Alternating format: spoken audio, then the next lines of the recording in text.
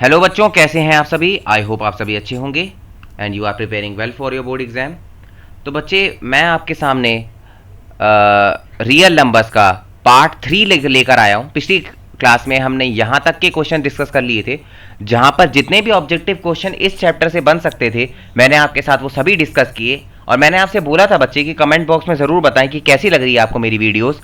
इस वीडियो में हम डिस्कस करेंगे क्लास 10th रियल नंबर्स के चैप्टर से असर्शन एंड रीजन के जो क्वेश्चन बन सकते हैं या जो क्वेश्चन आए भी हैं बोर्ड के अंदर, उनको डिस्कस करेंगे और समझने की कोशिश करेंगे हर एक पहलू को। We will try to understand the concepts that will be used while solving assertion and reason question of chapter number 1, that is real numbers। तो पहला, असर्शन एंड रीजन को समझने के लिए कुछ डायरेक्शंस आपको समझनी होंगी जो ऑप्शंस आपके सामने पेपर के अंदर लिखे होंगे। 1 मार्क्स के अंदर जनरली आ जाता है असर्शन एंड रीजन बच्चे। तो सबसे पहले डायरेक्शन को समझते हैं। In the following question a statement of assertion is followed by the statement of reason. यानी आपको बच्चे दो स्टेटमेंट दी होंगी, एक असर्शन की स्टेटमेंट दी होगी और रीजन की स्टेटमेंट दी होगी। Mark the correct choice. आपके पास 4 चॉइसेस लिखी होंगी। पहला, बोथ असर्शन, मतलब ए मतलब असर्शन है एंड आर मतलब रीजन है, वो दोनों ट्रू है। यानी असर्शन भी ट्रू है, रीजन भी ट्रू है और रीजन ही करेक्ट एक्सप्लेनेशन है असर्शन की। यानी असर्शन भी ठीक है, रीजन भी ठीक है और रीजन ही कारण है असर्शन का, मतलब रीजन एक करेक्ट एक्सप्लेनेशन है असर्शन की। ऑप्शन नंबर ए के अंदर ये दिया गया है बच्चे। ऑप्शन नंबर बी के अंदर लिखा है both A and R true. यानी ए और आर मतलब असर्शन भी ठीक है, रीजन भी ठीक है, पर रीजन करेक्ट एक्सप्लेनेशन नहीं है असर्शन की। ऑप्शन नंबर 3 है ए इज ट्रू, यानी असर्शन ट्रू है और रीजन फॉल्स है, और डी में असर्शन फॉल्स है और रीजन ट्रू है। तो क्वेश्चन जब हम करेंगे बच्चे तो आपको ज्यादा अच्छे से समझ में आएगा कि किस तरीके के क्वेश्चन से हमें डील करना होगा।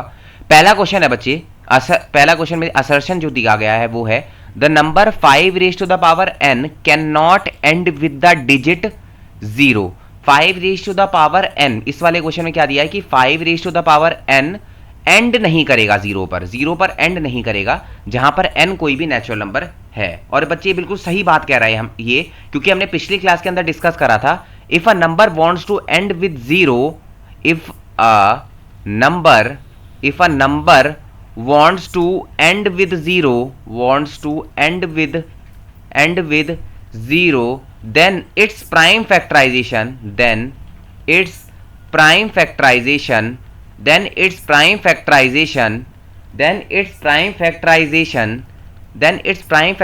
should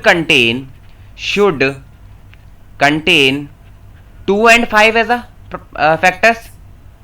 उसमें 2 and 5 का होना बहुत जरूरी है बच्चे। अगर 2 और 5 नहीं होता तो वो नंबर कभी भी 0 पर एंड नहीं करेगा। और अगर मैं 5 raise to the power n की बात करूं तो अगर मैं इसका प्राइम फैक्टराइजेशन देखता हूं, तो मैं क्या लिख सकता हूं उसको 5 इंटू 5 ही लिख सकता हूं सिर्फ, और ऊपर raise to the power n। तो यहां पर 2 की कमी है, क्योंकि 2 की कमी है तो ये 0 पर तो एंड नहीं हो सकता। तो ये सही कह रहा है ना बच्चे, ये सही तो कह रहा है, असर्शन बिल्कुल सही कह रहा है कि 0 पर एंड नहीं हो सकता। क्यों नहीं हो सकता? अगर यहां 2 होता तो एंड हो जाता, पर 2 नहीं है, इस वजह से एंड नहीं हो पाएगा।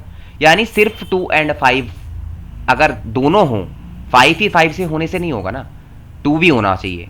अगर 2 हो जाता तो ये एंड कर जाता। 2 and 5 दोनों होने चाहिए, अदरवाइज वो 0 पर एंड नहीं कर पाएगा। और आप वैसे देखो नेचुरल नंबर है, 5 रेज़ टू द पावर 1 का आंसर 5 आएगा, 5 रेज़ टू द पावर 2 का आंसर वैसे 25 आएगा, 5 रेज़ टू द पावर 3 का आंसर 125 आएगा। तो ये कभी भी 0 पर एंड नहीं हो रहा होगा, यानी it will never and with the digit 0। समझ आया बच्चे? तो असर्शन ट्रू है, ये सही है बच्चे, ट्रू है ये। अब रीजन की देखते हैं। रीजन क्या कह रहा है? A number end with 0 if its prime factorisation contains 2 and 5 both. ये तो बिल्कुल सही कह रहा है बच्चे। अगर किसी नंबर को 0 पर एंड होना है तो इसकी प्राइम फैक्टराइजेशन में क्या होना चाहिए बच्चे? 2 and 5, जो कि है, क्या है यहां तो नहीं था, पर यही रीजन है ना इसका कि ये 0 पर एंड क्यों नहीं कर रहा। ये 0 पर एंड क्यों नहीं कर रहा? Why the number 5 raise to the power n can not end with the digit 0 because its prime factorisation doesn't contain 2 and 5। 2 and 5 दोनों नहीं है ना। अब नीचे उसने रीजन दिया कि एक नंबर एंड कर सकता है 0 पर तभी जब उसकी प्राइम फैक्टराइजेशन में 2 और 5 हो, जो कि इस केस में नहीं है। तो यानी रीजन भी क्या है बच्चे यहाँ पे? रीजन भी क्या है बच्चे यहाँ पे, रीजन अपने आप में बिल्कुल सही है और इसका करेक्ट एक्सप्लेनेशन भी है बच्चे। तो ऑप्शन नंबर ए बिल्कुल सही है कि both assertion and reason are true and reason is the correct explanation of assertion. यहां पे रीजन करेक्ट एक्सप्लेनेशन है ना, तो इस वाले का क्या हो जाएगा, ऑप्शन नंबर ए। ऑप्शन नंबर क्या हो जाएगा बच्चे, ए, बिल्कुल सही है। अच्छा आगे देखते हैं बच्चे, और करके एक और क्वेश्चन आता है। तो सैंपल क्वेश्चन पेपर 25 और 26 का था। बोर्ड 2025 में क्या क्वेश्चन आया था बच्चे, उसको देखते हैं। असर्शन है 4 raise to the power n end with digit 0। अच्छा ये कह रहा है कि एंड कर रहा है डिजिट 0 पर for some natural number n। क्या 4 raise to the power n end कर सकता है 0 पर? चेक करते हैं। प्राइम फैक्टराइजेशन में क्या आना चाहिए, 2 एंड 5। वेरी गुड बच्चे, 2 एंड 5। अगर मैं 4 raise to the power n का प्राइम फैक्टराइजेशन देखूं तो मैं इसको क्या लिख सकता हूं, 2 इंटू में 2 लिख सकता हूं। आप कहेंगे बिल्कुल सही कह रहे हो सर, 2 इंटू में 2 लिख सकते हो, पर 2 इंटू में 2 ही तो आ रहा है। क्या यहां पर 5 आ रहा है? 5 यहां पर नहीं आ रहा, और 5 आना चाहिए था। जब 5 नहीं आ रहा तो ये डिजिट 0 पर एंड नहीं करेगा, पर इसने क्या लिखा है, करेगा। यानी असर्शन तो फॉल्स है बच्चे, असर्शन पूरी तरीके से गलत है कि ये एंड कर रहा है 0 पर, जबकि ये एंड नहीं कर रहा। अच्छा रीजन क्या दिया है, फॉर अ नंबर x, एक नंबर x है having 2 and 5 in its prime factor, यानी उसका प्राइम फैक्टर 2 एंड 5 है, तो x raise to the power n always end with digit 0 for every natural number n। यानी ये डिजिट 0 पर and करेगा क्योंकि इसके पास 2 एंड 5 क्या है, एक प्राइम फैक्टर है। तो ये रीजन तो सही कह रहा है, रीजन तो ट्रू है ना इसका। रीजन तो क्या है बच्चे, ट्रू है। यही तो होता है कि कोई नंबर कब एंड करता है 0 पर, जब उसके पास 2 एंड 5 क्या हो, प्राइम फैक्टर हो। और पहले वाले में तो गलत कह रहा था ना ये, कि ये एंड कर रहा है। तो ये तो फॉल्स है और ये ट्रू है, यानी असर्शन फॉल्स है और रीजन ट्रू है। तो इसका क्या हो जाएगा, ऑप्शन नंबर डी हो जाएगा। ऑप्शन नंबर डी हो जाएगा, डी, ऑप्शन डी। समझ आ गया बच्चे? तो आप ये याद रखिएगा कि ऑप्शन नंबर ए में क्या क्या दिया गया है, तो क्योंकि मैं आगे बार बार तो आपको पीछे नहीं लेके आऊंगा। ऑप्शन नंबर ए दिया है कि option A and R are true, यानी ऑप्शन ए एंड आर दोनों ट्रू है, और रीजन जो है करेक्ट एक्सप्लेनेशन है असर्शन की, ऑप्शन नंबर ए में है। यहां पर ऑप्शन बी में दिया है कि असर्शन रीजन ट्रू है, पर रीजन करेक्ट एक्सप्लेनेशन नहीं है असर्शन की। सी में दिया है कि असर्शन ट्रू है, रीजन फॉल्स है, और डी में दिया है असर्शन फॉल्स है और रीजन क्या है, ट्रू है। अगला क्वेश्चन देखते हैं बच्चे, क्वेश्चन नंबर सेकंड।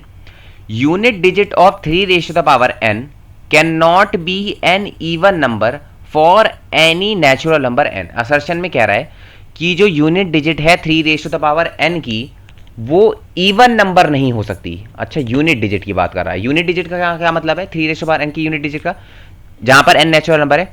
अगर मैं 3 raise to the power n की बात कर रहा हूं तो इसकी 3 रेज़ टू द पावर 1 अगर मैं रखता हूं, n क्या है, नेचुरल नंबर, तो नेचुरल नंबर तो कुछ भी हो सकता है, 1 हो सकता है, 2 हो सकता है, 3 हो सकता है, 4 हो सकता है, 5 हो सकता है, 6 हो सकता है, ऐसे चलता चलता चला जाएगा।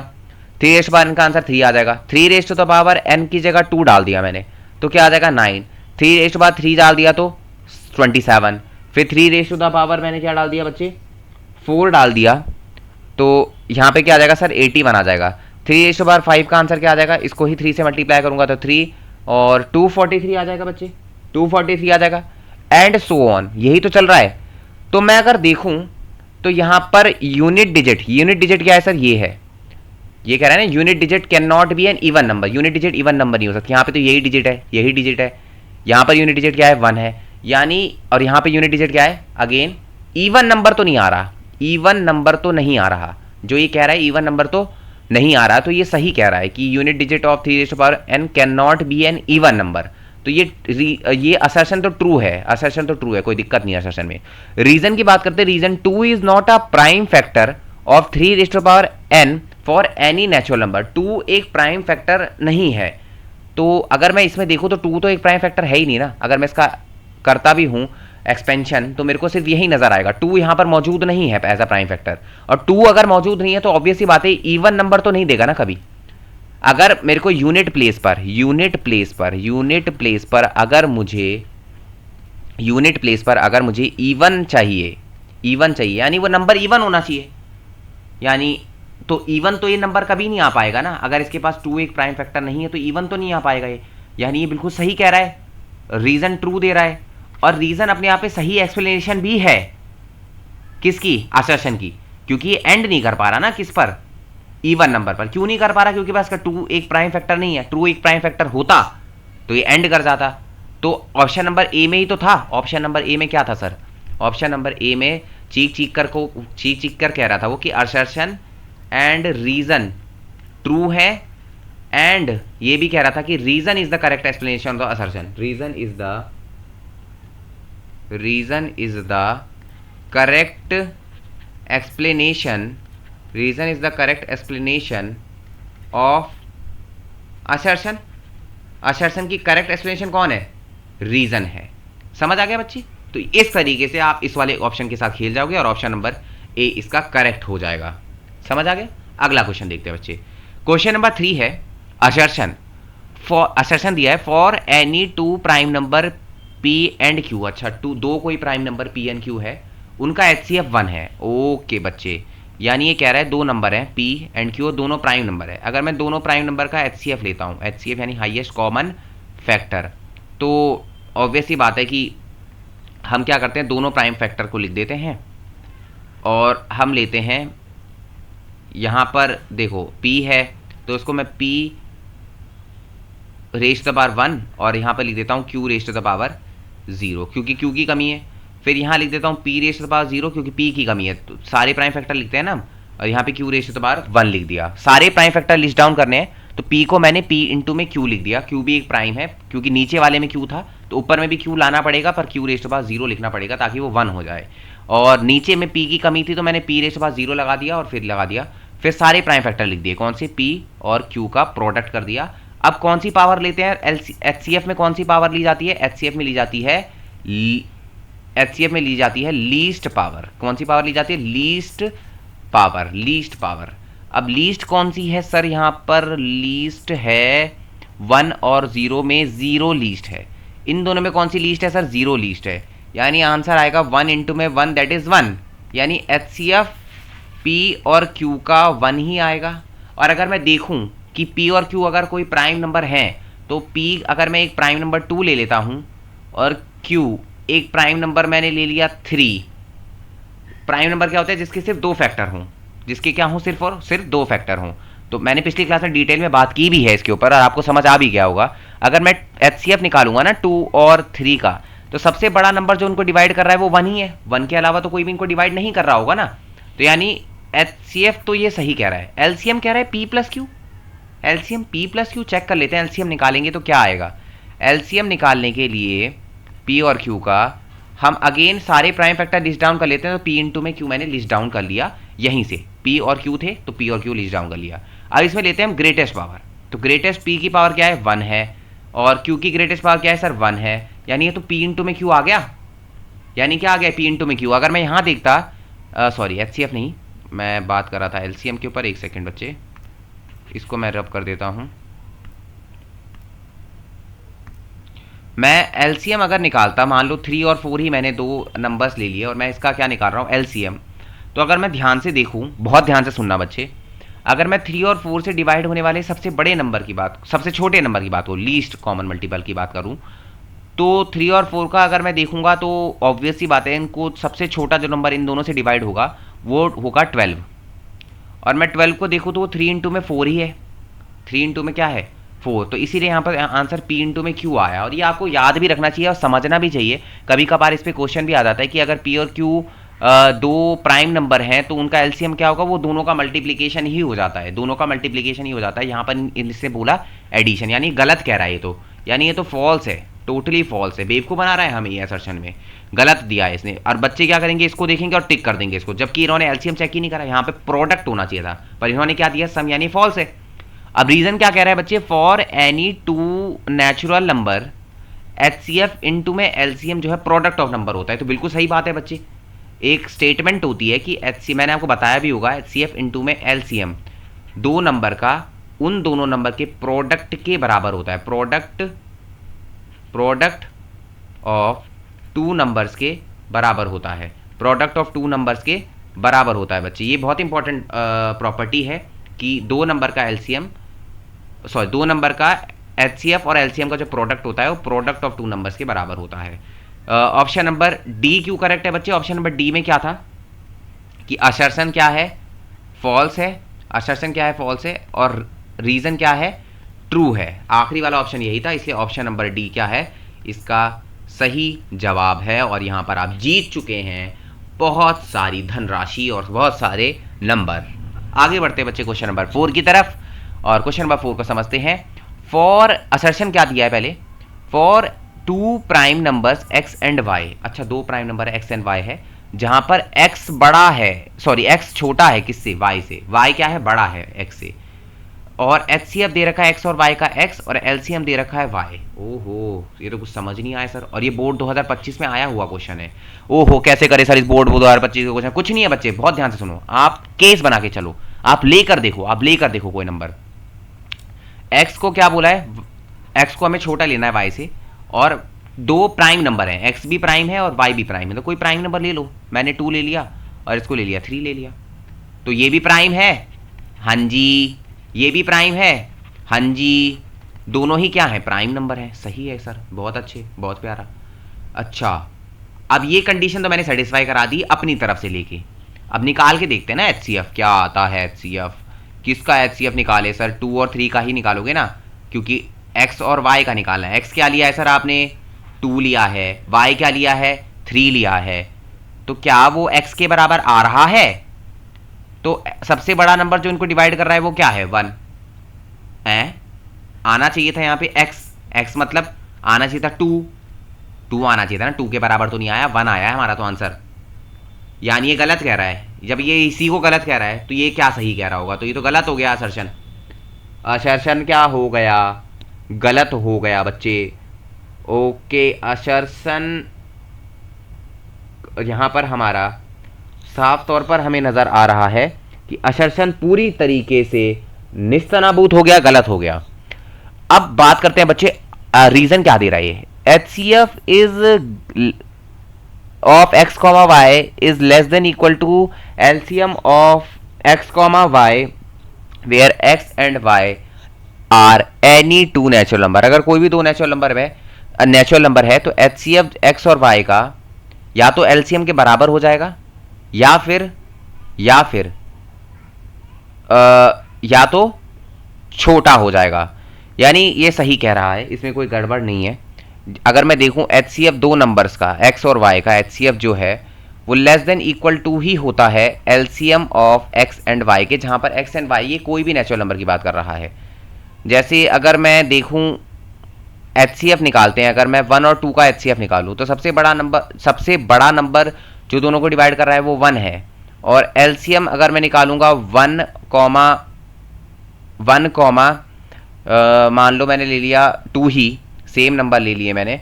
अब मैं इसका LCM निकालूं, सबसे बड़ा नंबर जो दोनों से डिवाइड हो रहा, सबसे छोटा नंबर जो दोनों से डिवाइड हो रहा है वो 2 है। तो यहाँ पर देखो एक स्टेटमेंट तो पूरी तरीके से ठीक है कि HCF छोटा होता है LCM से, ठीक है, बिल्कुल सही कह रहा है, बिल्कुल कोई दिक्कत नहीं है। अगर मैं इसकी जगह सपोज कोई नंबर ले लूँ, मान लो x और y को कोई भी 2 नेचुरल नंबर ले सकता हूँ ना मैं। अगर मैंने HCF निकालना है, मान लो मुझे 1,1 का, तो अगर मैं 1,1 का निकालने जाऊंगा तो ऑब्वियस सी बात है सबसे बड़ा नंबर जो इन दोनों को डिवाइड कर रहा है वो 1 है, HCF 1 ही आएगा। और LCM निकालूंगा 1,1 का, तो सबसे बड़ा नंबर जो दोनों से डिवाइड हो रहा है तब भी क्या आ रहा है, 1। यानी HCF और LCM बराबर भी हो सकते हैं किसी किसी केस में, और अगर बराबर नहीं है तो ऑब्वियस सी बात है LCM बड़ा होगा HCF से। और वो इसलिए भी होगा क्योंकि मुझे ये पता है कि जो LCM होता है वो मल्टीपल होता है, यानी वो इन दोनों नंबर से डिवाइड होता है। अगर मैं 2 नंबर का LCM निकालता हूं तो ये दोनों नंबर उस नंबर को डिवाइड करते हैं, तो या तो उस बड़े वाले नंबर के बराबर होता है या LCM दोनों से बड़ा होता है। और HCF क्योंकि इन दोनों को डिवाइड करता है तो ऑब्वियस सी बात है इनसे छोटा होगा या बड़े वाले के बराबर होगा। तो ऑब्वियस सी बात है, समझने वाली बात है कि HCF या तो LCM के बराबर हो सकता है या LCM बड़ा होगा HCF से, और मैंने आपको एग्जाम्पल लेकर भी दिखा दिया, तो रीज़न बिल्कुल सही है। तो इसमें भी असर्शन फॉल्स है, और रीज़न क्या है सर, रीज़न है ट्रू। यानी बोर्ड 2025 के इस क्वेश्चन का आंसर होगा ऑप्शन नंबर डी।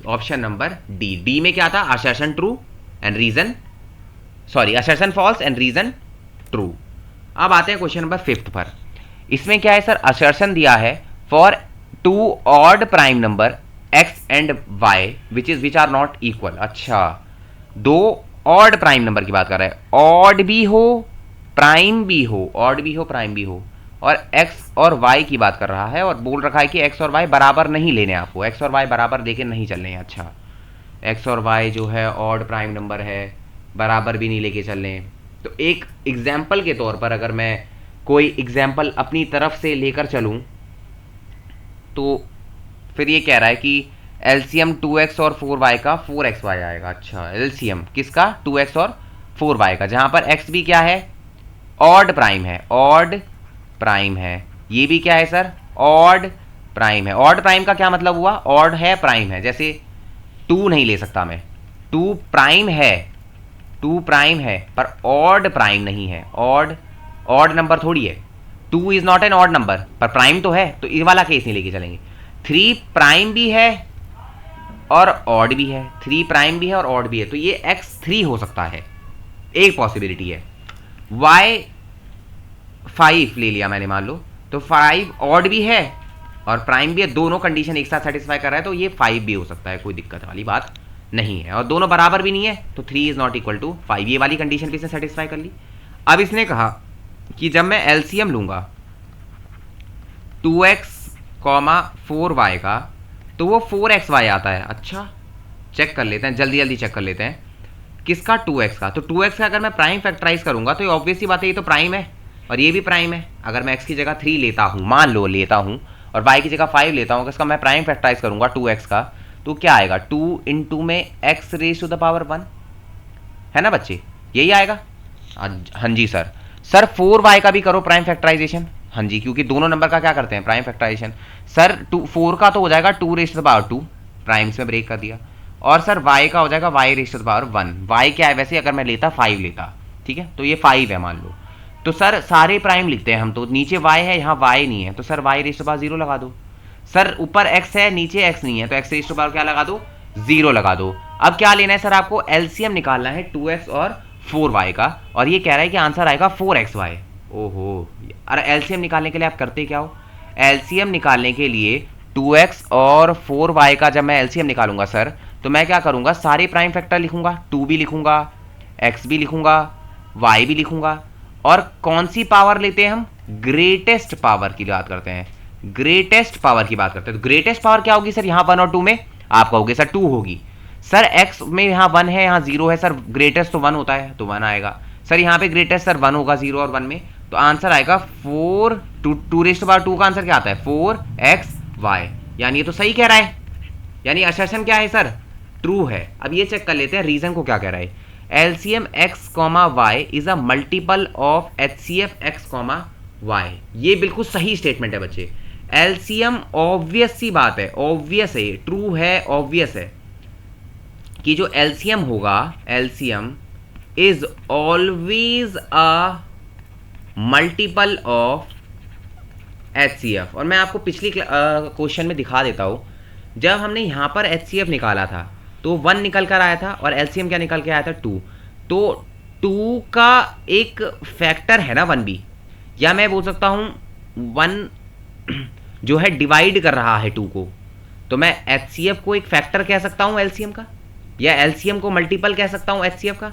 अगर इसकी जगह मान लो मैं निकालता, मान लो एचसीएफ निकालता मैं 3 और 4 का, 3 एंड 4 का निकालता, तो एचसीएफ आता है इसका 1, पर एलसीएम क्या आता सर, अभी बात की थी जब दोनों का मैं एलसीएम निकालूंगा तो यहाँ पर 3 और 4 से डिवाइड होने वाला सबसे छोटा नंबर जो है वो 12 है, तो 1 अगेन किसको डिवाइड कर रहा है, 12 को। इसकी जगह कोई और दिमाग में आ रहा है आपके, तो आप अगर मैं किसी और नंबर को लेकर चलूँ, सपोज मैंने मान लिया आपके दिमाग में जैसे आया, एलसीएम ले रहे हैं मान लो 5 और 10 का, तो सबसे छोटा नंबर जो दोनों से डिवाइड हो रहा है वो 10 ही है। पर अगर मैं इसका एचसीएफ लूँ, किसका, 5 और 10 का, तो सबसे बड़ा नंबर जो कि दोनों को डिवाइड कर रहा है वो 5 है। तो अभी भी देखो 5 का एक मल्टीपल है एलसीएम, तो ये बिल्कुल सही स्टेटमेंट है कि LCM is a multiple of HCF. ये हर केस में होगा, it is possible in every case, ये हर केस में ट्रू है। अगर ये नहीं होगा तो वो स्टेटमेंट ही ट्रू नहीं है। एलसीएम ऑब्वियसली हमेशा मल्टीपल होगा एचसीएफ का, यानी ये भी ट्रू है। पर क्या ये इस असर्शन का सही एक्सप्लेनेशन था? क्या जो ये 4xy आंसर आया वो इस रीजन की वजह से आया कि LCM is always a multiple of HCF? नहीं, यानी अपने आप में सही है असर्शन, ये असर्शन अपने आप में सही है, रीजन भी अपने आप में सही है, पर रीजन करेक्ट एक्सप्लेनेशन नहीं है असर्शन की। तो आपको मैंने ये वाला ऑप्शन दिखवाया था, मैं आपको दिखा भी देता हूं, ये कि both assertion and reason are true. True तो है असर्शन एंड रीजन, पर रीजन करेक्ट एक्सप्लेनेशन नहीं है असर्शन की। तो इसका कौन सा ऑप्शन बिल्कुल सही बैठ रहा है? असर्शन भी ट्रू है, रीजन, एक सेकेंड बच्चे, असर्शन भी ट्रू है, रीजन भी ट्रू है, but reason is not a correct explanation of assertion. तो ऑप्शन नंबर बी जो है ज्यादा करेक्ट बैठता है और ज्यादा सही है, मतलब सही ऑप्शन जो है ऑप्शन नंबर बी है। और ये काफी इंपॉर्टेंट क्वेश्चन था और ये 2025 में आया हुआ क्वेश्चन है, तो ये भी मैंने आपको दिखा दिया। अब बच्चे आज की क्लास का लास्ट क्वेश्चन है, इसको समझ लेते हैं। इसके बाद नेक्स्ट क्लास में हम कुछ सब्जेक्टिव क्वेश्चन डिस्कस करेंगे, जो इस क्लास सब्जेक्टिव क्वेश्चन डिस्कस करेंगे जो कि इस चैप्टर के अंदर से बन सकते हैं और काफ़ी इंपॉर्टेंट भी हैं। क्वेश्चन लास्ट जो आज की क्लास का है वो है, असर्शन है if product of two numbers is 5780। अच्छा, दो नंबर का प्रोडक्ट जो है 5780 है और उनका एचसीएफ 17 है, एलसीएम है 340, तो क्या ये सही है? तो मैंने आपको बताया था अभी जस्ट हमने पढ़ा कि एलसीएम इनटू में एचसीएफ दो नंबर का, इसको अगर मैं ज़्यादा प्रिसाइज वे में लिखूं तो कुछ ऐसा लिख सकते हैं, एक सेकेंड, अगर मैं इसको ज़्यादा अच्छे से लिखूं, ज़्यादा सजावट के साथ लिखूं, तो हम लिख सकते हैं कि LCM of A comma B दो नंबर है और HCF of A comma B ये भी दो नंबर है, is the product of the number A into में B. This is the most important statement you should keep in mind, that this is the very very important statement. ये अपने आप में बहुत ज़्यादा इंपॉर्टेंट स्टेटमेंट है बच्चे।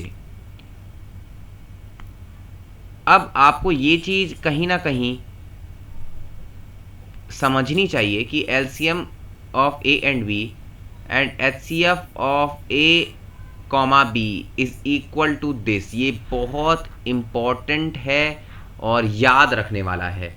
अब ये कह रहा है कि प्रोडक्ट ऑफ टू नंबर है इतना, यानी ये है ना प्रोडक्ट ऑफ टू नंबर, ये क्या है? प्रोडक्ट ऑफ टू नंबर, ये क्या है? प्रोडक्ट ऑफ टू नंबर क्या है? ये प्रोडक्ट ऑफ टू नंबर, एक सेकंड में लिख देता हूं, 5780। अच्छा, एचसीएफ दिया है दो नंबर का, एचसीएफ क्या दिया है सर? 17 दिया है, सही है। एलसीएम क्या दिया है? 340। अगर इन दोनों का प्रोडक्ट ये आ जाता है तो सही है बिल्कुल। तो प्रोडक्ट कैसे निकालोगे? 340 फिर 17 लिखोगे, फिर मल्टीप्लाई करोगे दोनों को, 7 0 0, 7 4 28, फिर 2 लिखोगे, 7 3 21 प्लस 2 लिखोगे 23, फिर 1 0 का 0, 4 1 4, 3 1 3, देन 0 8 ऐड करोगे 5 6 7 और ये 5, यानी प्रोडक्ट क्या आ गया सर? सही आ गया, यानी बिल्कुल सही स्टेटमेंट है, ट्रू है ये अपने आप में क्या है? ट्रू है। अच्छा, आगे दिया है HCF is always a factor of LCM, ये तो बिल्कुल सही स्टेटमेंट अभी डिस्कस किया हमने, पर क्या ये करेक्ट एक्सप्लेनेशन है? नहीं, करेक्ट एक्सप्लेनेशन नहीं है ये असर्शन अपने आप में ट्रू है, रीजन भी अपने आप में ट्रू है, बट इसकी वजह से थोड़ी प्रोडक्ट और उसका मतलब बनता है, तो फॉर्मूला ही अलग है। But reason is not the correct explanation of assertion. तो कौन सा ऑप्शन हो जाएगा ये वाला? Option number B. Very good बच्चों। तो इस तरीके से असर्शन रीजन के सभी सवाल इस चैप्टर से जो बन सकते थे वो मैंने आपसे डिस्कस किए। आई होप आपको वीडियो अच्छी लगी होगी। किसी नई वीडियो में हम दोबारा मिलते हैं बच्चे, पर कमेंट बॉक्स में आप ज़रूर बताएं कि कैसी लगी आपको वीडियो। कमेंट बॉक्स में बच्चे ज़रूर बताएं कि आपको ये वीडियो कैसी लगी, और मैं आपके कमेंट का इंतज़ार करूँगा। मिलते हैं किसी नई वीडियो में, कमेंट बॉक्स में ज़रूर बताएं। तब तक के लिए बाय बाय।